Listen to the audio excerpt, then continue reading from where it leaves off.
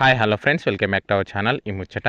ఇలాంటి latest updates కోసం మన ఛానల్ని సబ్స్క్రైబ్ చేసుకోండి, పక్కనున్న బెల్ ఐకాన్ని యాక్టివేట్ చేసుకోండి. ఈరోజు ఈ వీడియోలో సదరం సర్టిఫికేట్ పొందుగోరు దివ్యాంగుల కోసం సదరం సర్టిఫికేట్ శిబిరాల తేదీలు అనేది విడుదల చేయడం జరిగింది.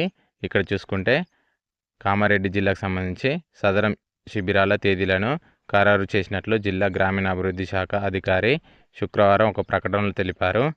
ఈ నెల 9, 23 తేదీల్లో జిల్లా కేంద్ర ప్రభుత్వ ఆసుపత్రిలో ఉదయం 9 గంటల నుంచి మధ్యాహ్నం 12 గంటల వరకు శిబిరాలు నిర్వహిస్తామని పేర్కొన్నారు.